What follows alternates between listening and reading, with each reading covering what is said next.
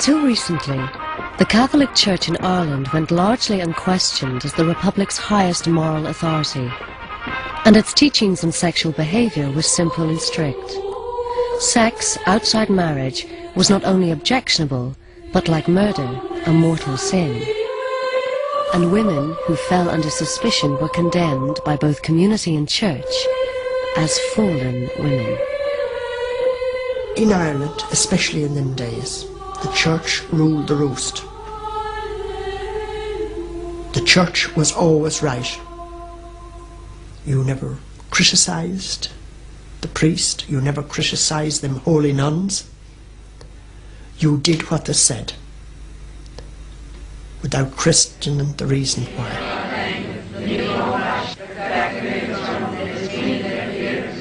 To think about your body was a sin, it wasn't right. It made me very angry to think these were the people who were God's vicars on earth, and they set an example to us. We were supposed to follow in their footsteps, and they were so cruel. They were really cruel to us. And let's face it, we never done anything wrong.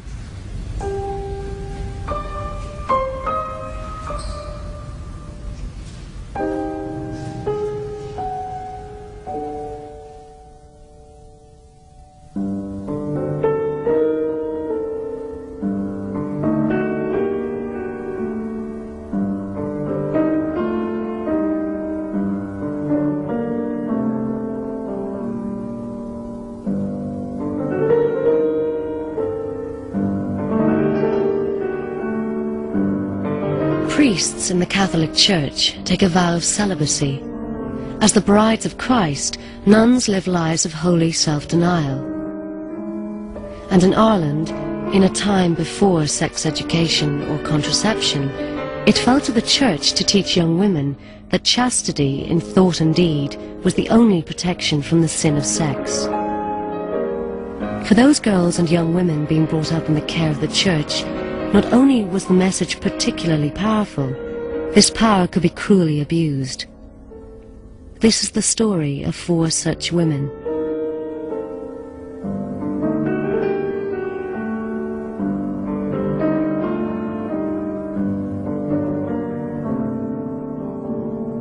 Bridget Young grew up in a Catholic orphanage in Limerick.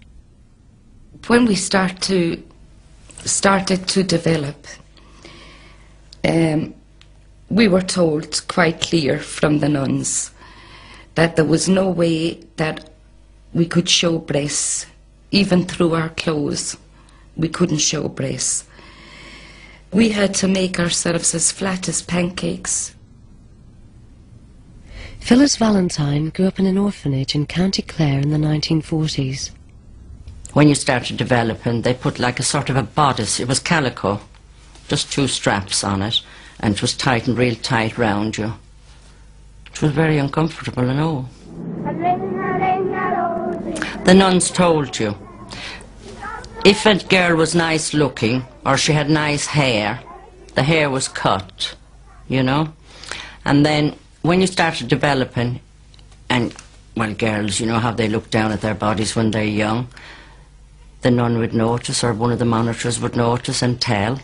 You'd be brought into the big office, and you'd be sat down and told that it was a sin to be vain, it was a sin to go around swinging your hair, it was a sin to be looking at your body. You were told that by the nuns. They used to touch you a lot. They used to line us up every Saturday night, and they used to make us strip naked for them. And they would be standing at the bottom of the laundry, and they would be laughing at us, and they would be criticising us. And if you were heavy, fat or whatever, shout abuse to us, you know. We had no privacy with them at all. No privacy. They enjoyed us stripped naked.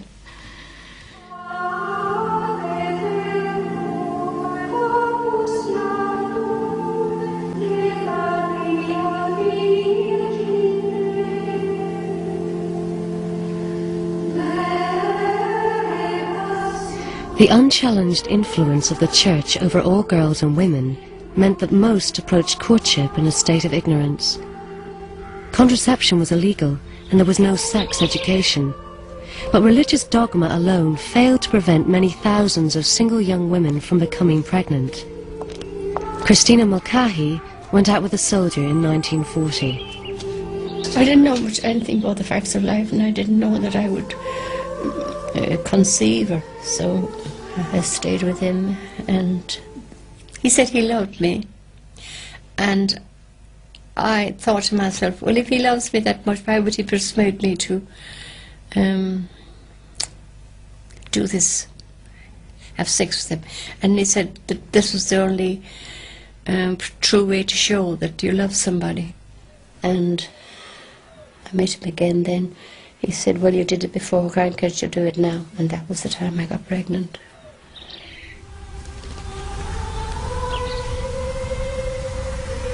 Frequently rejected by their families and with no welfare system, women like Christina were forced to seek refuge in institutions run by nuns. Such places were regarded as charitable, but in reality, they treated the mothers as fallen women in need of punishment.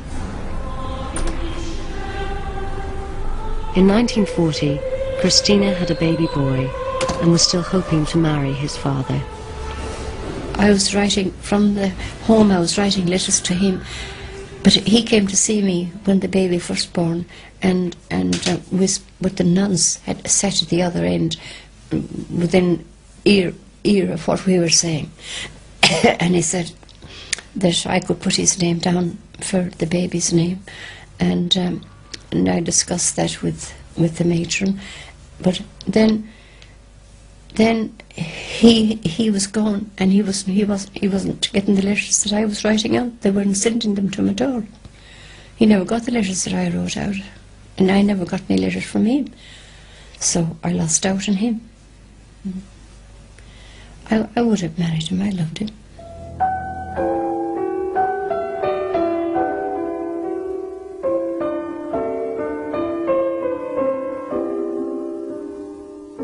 Nuns arranged for illegitimate babies to be placed in their orphanages, often to be fostered or adopted. To the mothers it seemed that they had no choice but to give their babies away.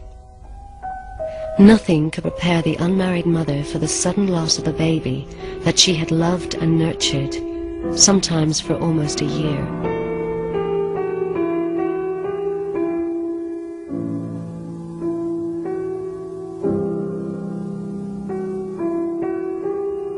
He was only 10 months old when she said to me one day, as soon as you're finished in the nursery, come to my office, and you're going home today. And I was breastfeeding the baby at the time. And I said, can I go back and say goodbye to the baby? What does he know about anything? Go back and upset him. I said, you're not going back, there's a car waiting. And I said, but no time to say goodbye. No time to say goodbye.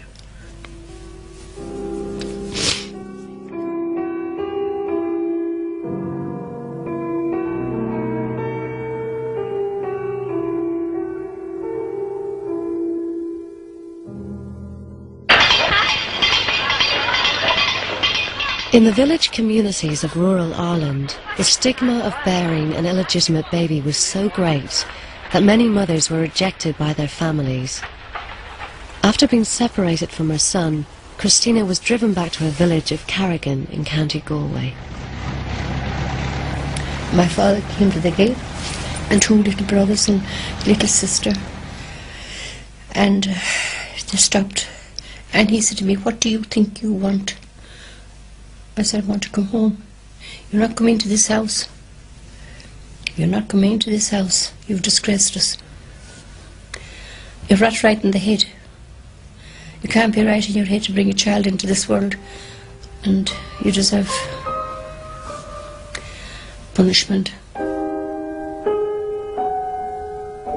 The The punishment was to be sent to one of Ireland's 10 Magdalene asylums. These institutions, run by orders of nuns like the Good Shepherds, had been built in the 19th century outside Dublin, Limerick and other Irish cities.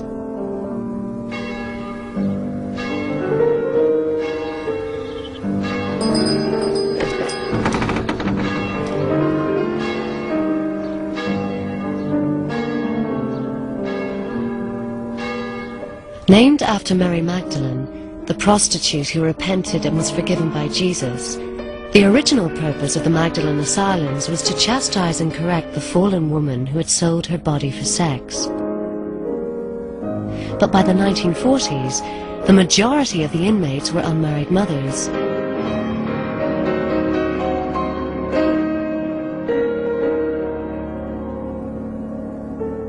Some girls, however, were sent there simply because of the suspicion that their chastity had been violated.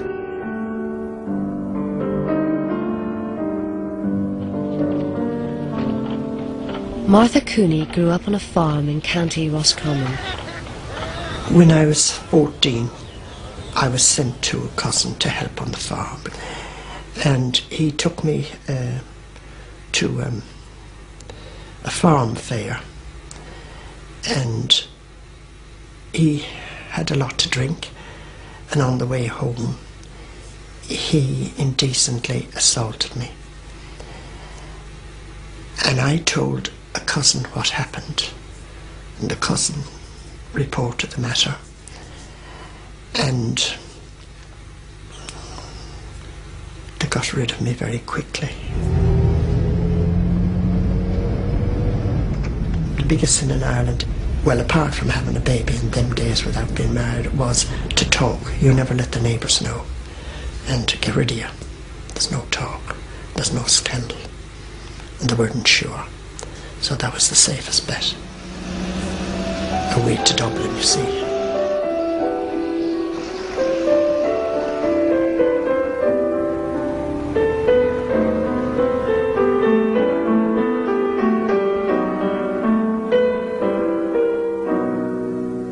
In 1941, aged 14, Martha was taken to one of Ireland's main Magdalene asylums, which provided secure accommodation for hundreds of women. The girls who made the journey to these institutions had no idea of the fate that awaited them.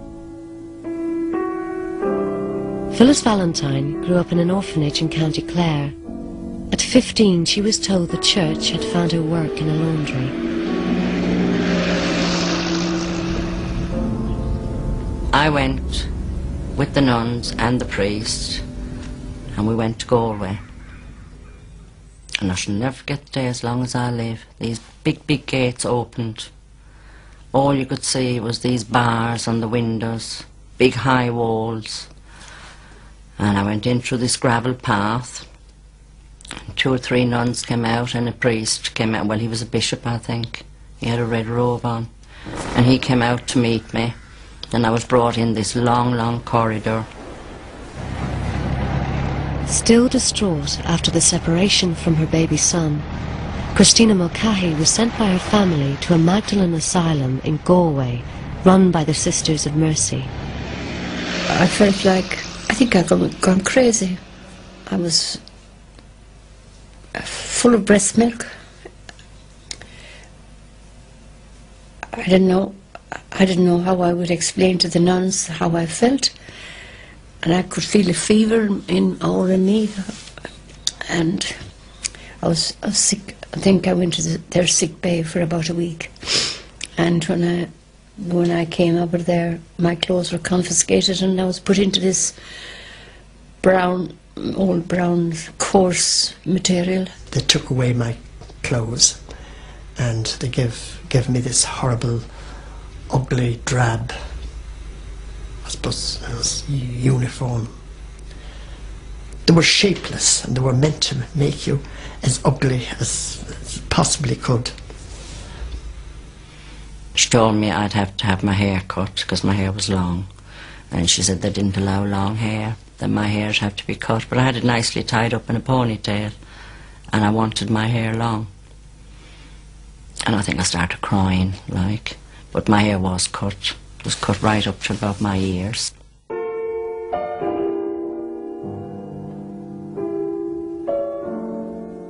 Just as Mary Magdalene, the repentant prostitute, had to reject her sexuality for her soul to be saved, so too did the girls who entered the Magdalene Asylum. They were called penitents, and with their hair cropped and wearing drab uniforms little changed since Victorian times, their penance was to work in Magdalene laundries for no pay. The labour was symbolic, the purging of sin by the washing of dirty linen. We worked all the time, and the work was very hard because we had to bend over the big sinks, washing, scrubbing, you know, collars, cuffs.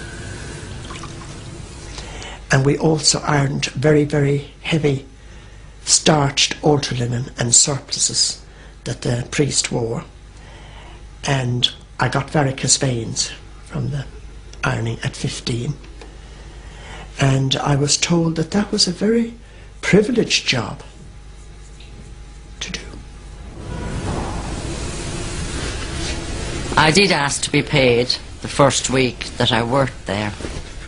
They just laughed at me. They really did laugh. I felt degraded. And that's when the sister turned round and told me that I was here and I would stay here until somebody came to fetch me. I thought maybe we'd do 6 months there and then be let out, and that I would be allowed to go and see my baby.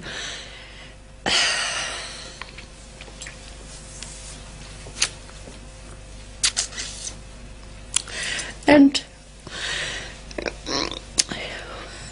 when I went, first place they put me into the laundry. So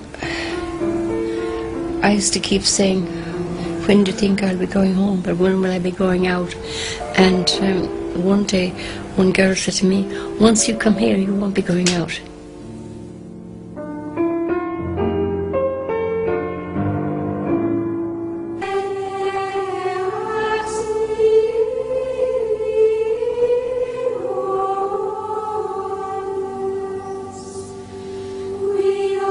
The Magdalene asylums were cut off from the outside world, run by orders of nuns, their lives dedicated to the service and worship of God.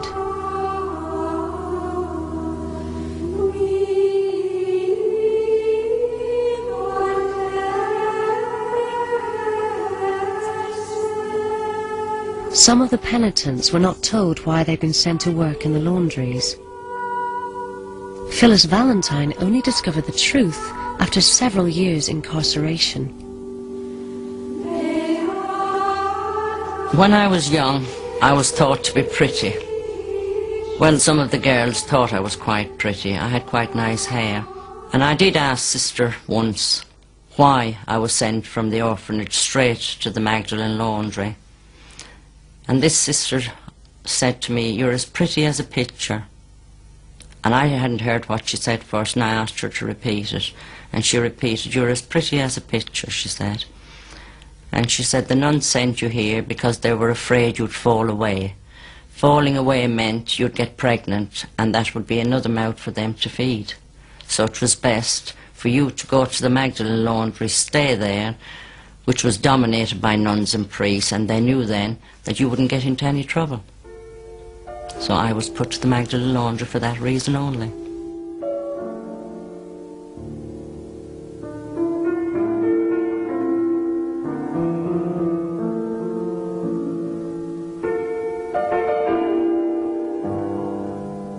The regime in the laundries was relentless. The Magdalene penitents worked 6 days a week, 52 weeks a year, from early in the morning until late at night. We were caged, and we were powerless to do anything about it. We had no recreation, anything, just work and prayer and silence and atoning for the sins, and how wicked you were. And they reckoned, they told us very often that Mary Magdalene was forgiven, so we would be forgiven in time.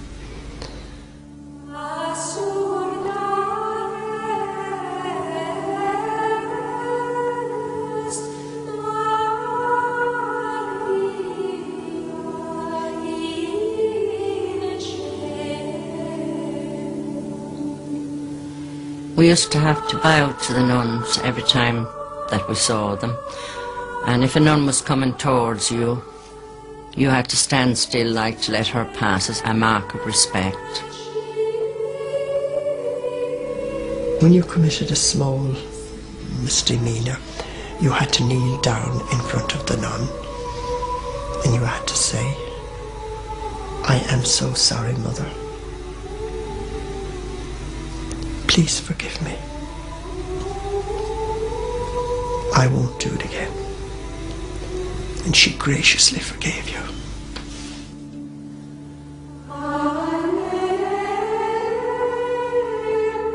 You see, the nuns, they were gods to you. You didn't dare question them. What they done was right, and you followed their instructions to the letter. You didn't dare. It was simple as that. You just done what you were told. We were told that special friendships wasn't allowed in there. And the only thing that made you happy was the love of God. And to be detached from all things and people was a truly spiritual way.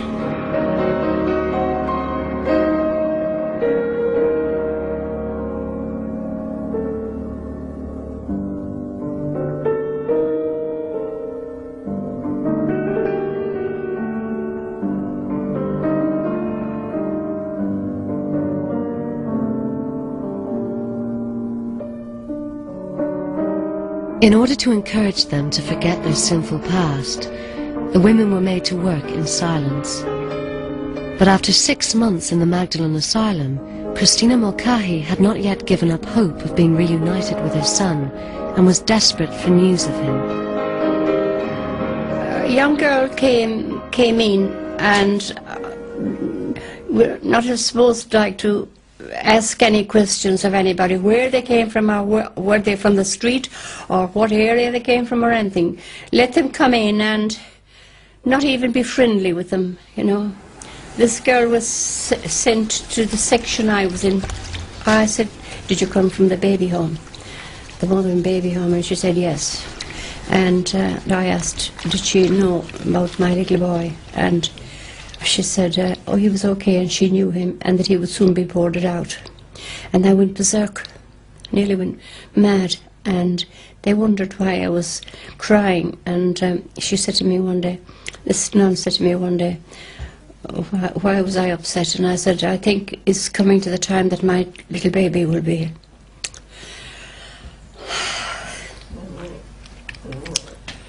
either sent to a foster home or to one of these institutions where little boys are sent and they don't get treated well, you know.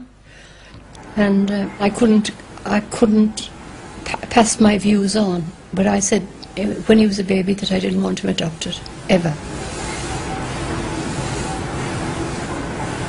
And the women there were absolutely desperate to find out where their children were.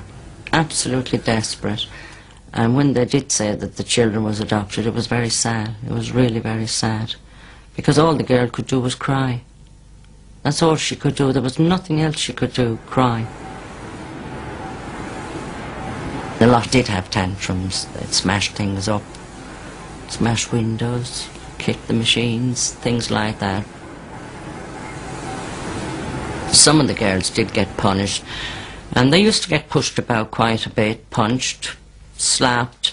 The nuns had this black leather belt that was tied round their waist and hung quite to the ground, and they used to wrap it up in their hand and really hit you hard with it.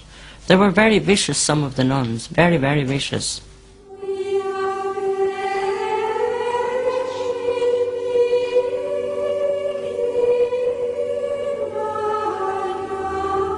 The regime worked to break the remaining bond between the mother and the separated child.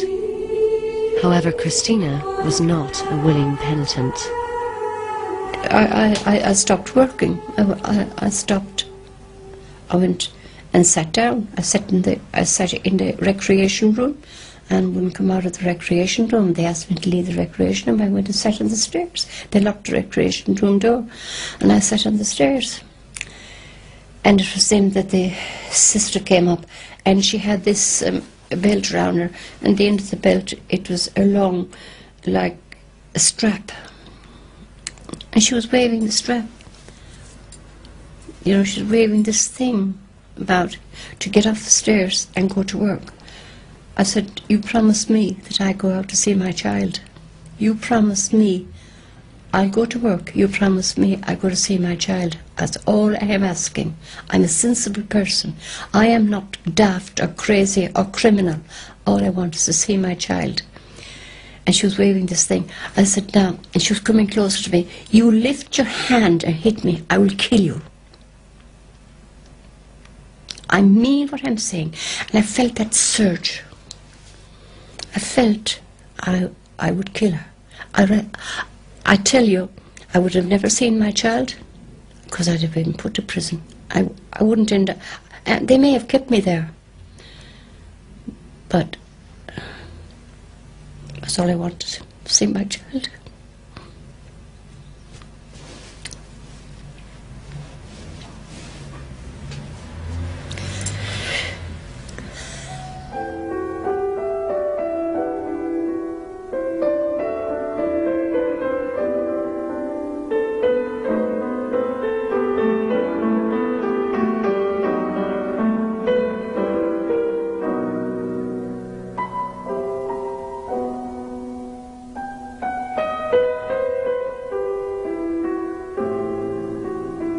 Limerick's Magdalen Asylum had an orphanage attached.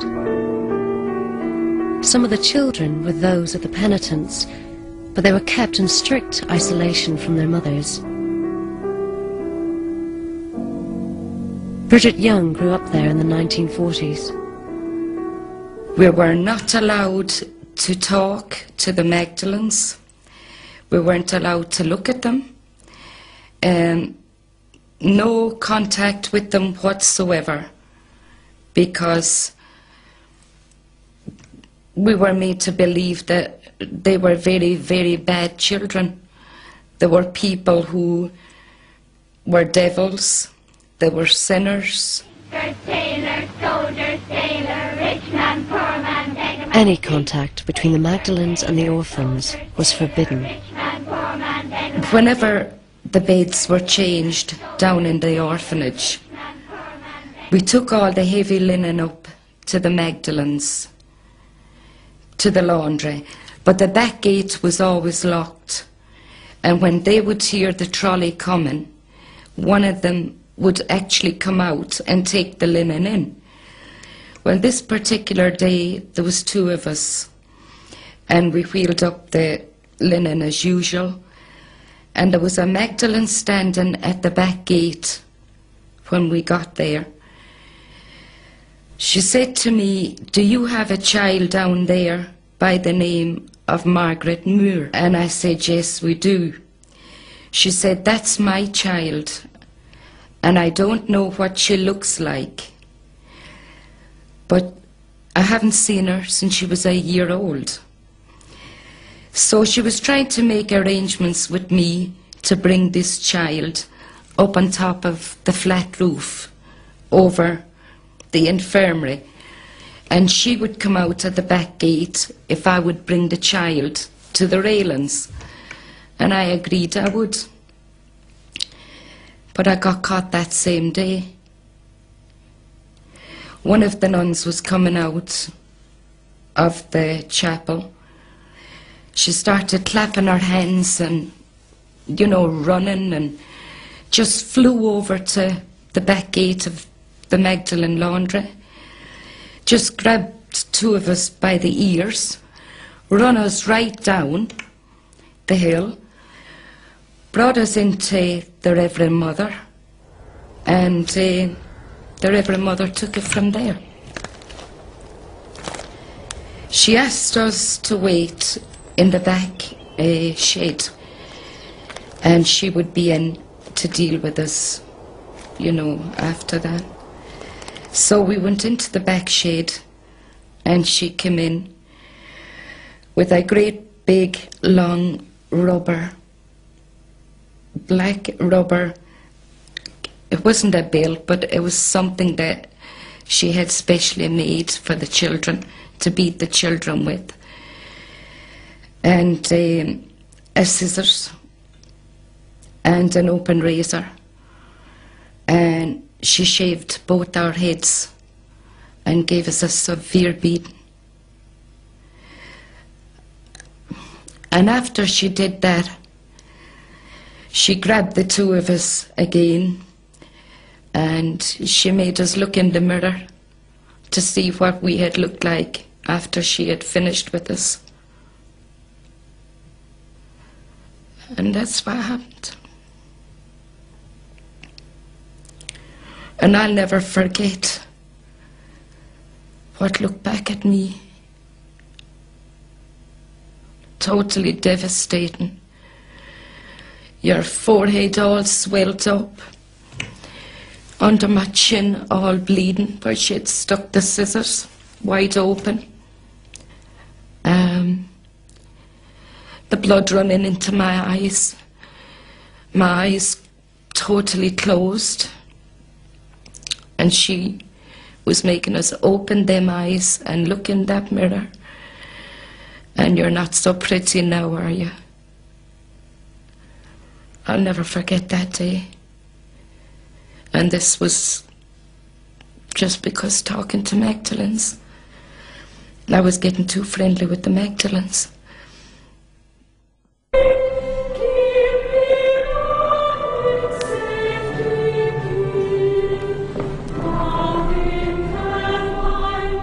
Priests made regular visits to the Magdalen asylums to conduct mass and take confession. Christina Mulcahy, having defied a nun's authority, had to seek further absolution for her sins. You're in a screen, you're inside a box in a screen, and when I said that I had something more to say, like that I wanted to make a general confession, and he said, well, come round, come this side and sit here and tell me about it. And he was all exposed, and I couldn't believe. Well, I thought it'd be my word against him, you see. If I go and say Sister Paul would be the only one I could go to, and I told her, and I was told to be quiet and not keep my mouth shut. I said, Sister Paul, why are you saying things like this to me? You think that I'm crazy in my head, that I didn't see this thing? He denied it straight away. I said, you're not a man of God. You really are not. And I said I didn't want any more. And I said I wouldn't go to confession or go to church anymore. So I sat on the stairs and on a Sunday and wouldn't go. So the next thing was they cut all my hair off.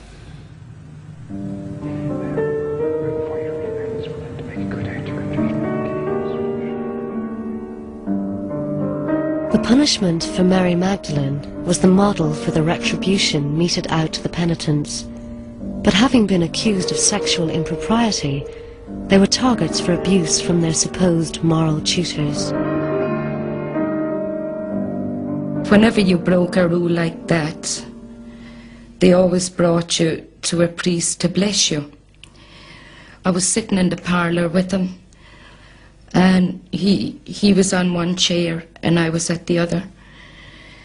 And he talked away to me for a while. And then he started to move his seat towards me and wrap his two legs round my legs. And then he wrapped up his penis in a white handkerchief. And then he was getting himself all worked up on top of me. And then at the end he just came over and just masturbated all over my dress. And I just said to him, what's that? I didn't know what that was. I mean, I had been in that convent for all them years. I never knew what sex was. I've had no experience of males or females or whatever. And I was very confused of what was going on. And then it continued after that. He'd done it another 3 times after that, at the back of the main gate, before he said Mass in the morning.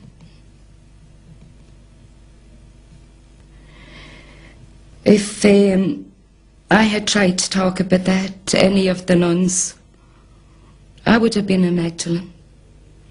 That's not something you would have spoke to the nuns about, or any other child there. You just didn't talk, and that was it. I was too frightened to talk, because I didn't know what I was talking about anyway. I mean, I didn't, although I knew what he'd done, but could I explain that in my own words? No, I couldn't explain that. I knew something wasn't right about the whole thing, and yet, oh, the nuns were the last people you could talk to. You couldn't do that.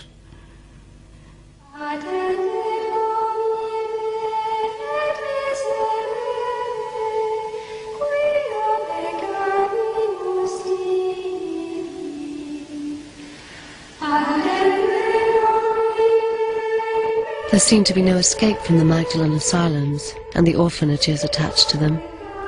The penitents were virtual prisoners, unaware of their rights and without any sign of when or how they could leave.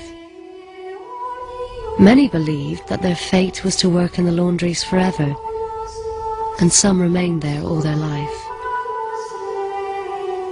The nuns would say, oh, your life isn't worth living now, you've fell from grace, and your respectability is gone, and you better make your mind up to stay here for your life. And I write, sir, I've got a baby and I'm going to go out, I'm going to get out of here, and I don't care how I get out of here, but I'm going out of here. I will not stay in this place forever.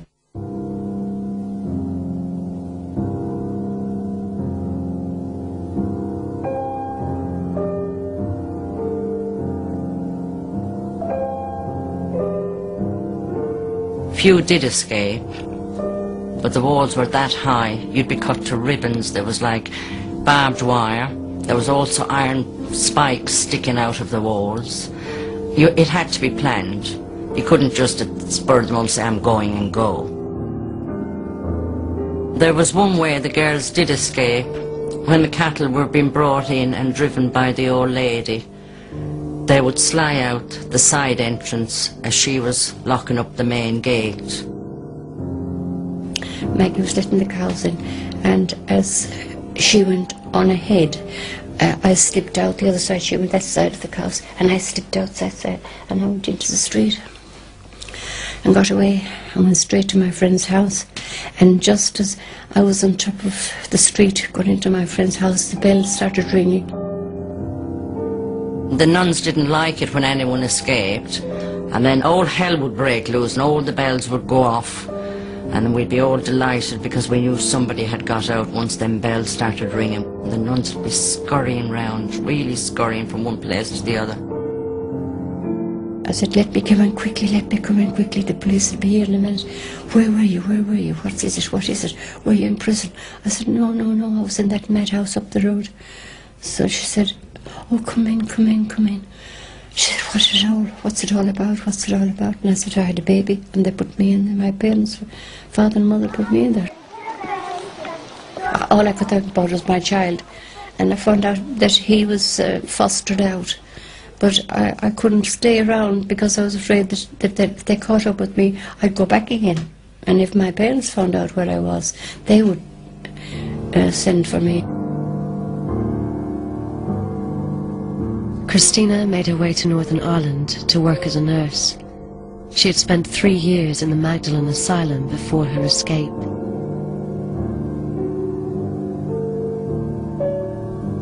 Some of the penitents' defiance of the nuns hardened as they grew up.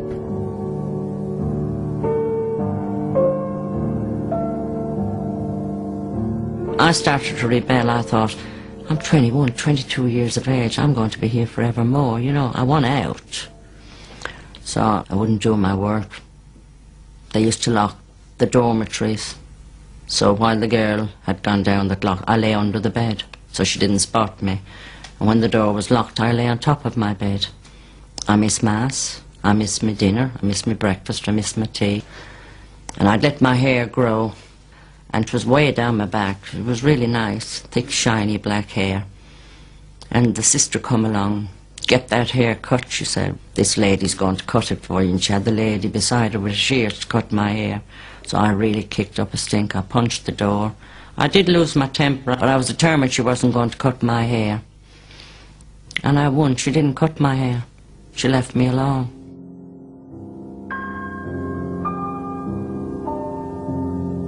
In 1964, after 8 years incarceration at the Sisters of Mercy Asylum in Galway, Phyllis was released.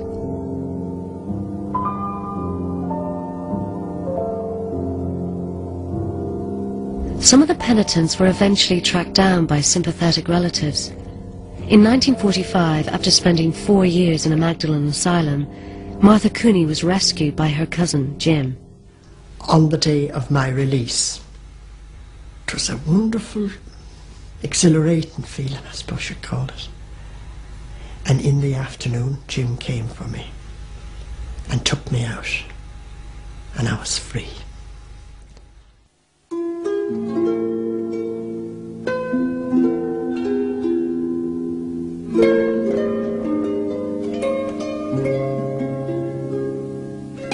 Adapting to life outside, though, was an awesome challenge.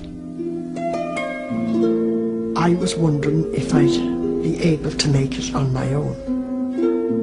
And you see, not having seen many people, only the usual, not having seen people dressed up, I mean, the clothes and everything was different. The spaces and the come and go as you please and whatever was wonderful. When I left the Magdalen Laundry, I went to Dublin, and I felt very self-conscious. I thought people knew who I was and what I'd done. I was supposed to be a real bad person in this Magdalen Laundry, and I was frightened to talk to anyone.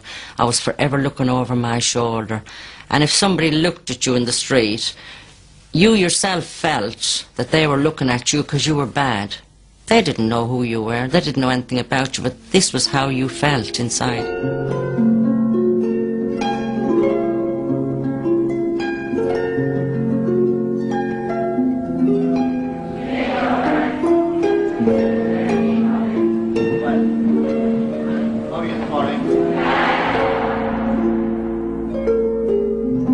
In 1956, Bridget Young left the orphanage in Limerick. She had avoided the experience of the laundry, but the emotional scars of torture and sexual abuse still affected her 10 years later when she married. It did have an effect, a terrible effect. Because then, if it had never happened, and you get married, and you have a good man, whatever, you can't really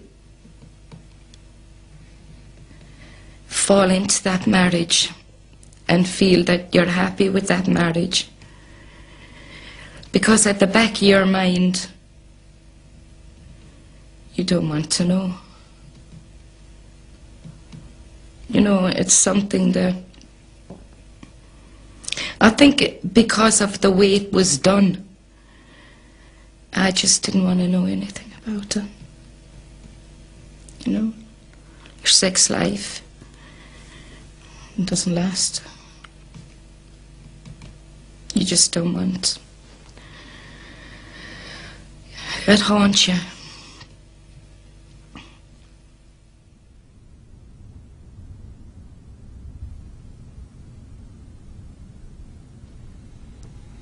All I wanted to do was do a job and be independent. But I have never wanted to marry or make a commitment to anybody, because I never wanted anybody to have power over me or chain me ever again. I met my husband when I was 25. He was quite a nice man. We got on very well. But I didn't like the sexual part of the marriage. I didn't like it at all. I felt it was wrong. He was very patient for a long, long time. He was very, very patient. And that, but eventually we broke up. I felt ashamed every time he touched me. I thought it was wrong. The nuns had told us it was wrong to let a man touch you. They never prepared us for the outside world. It was really wrong of them, you know. But I wanted to have children. And I did have children from my husband, beautiful children. Christina Mulcahy also married and had children, but she was haunted by the memory of her first baby boy, whom she kept secret for over 50 years. I've lost shame and respect and pride and everything that went with it. Any girl that has a baby out of wedlock is a fallen person, and they have no luck. They lose their respect. And I didn't tell my family, I didn't tell anybody till I told them 6 months ago. That was it. I suffered badly through it all.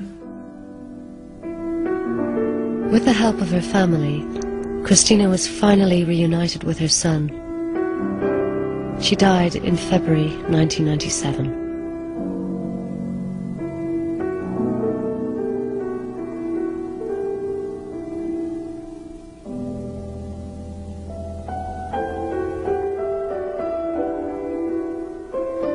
In 1996, the last of the Magdalene institutions closed.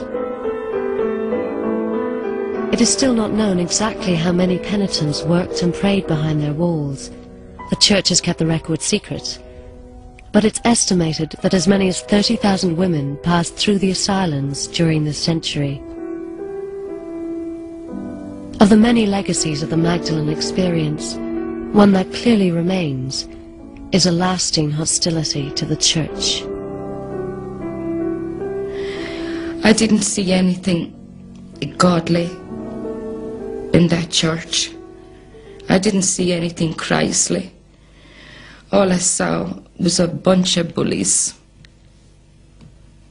That was all a bunch of bullies and devils dressed up in nuns' habits. That's the way I looked at it.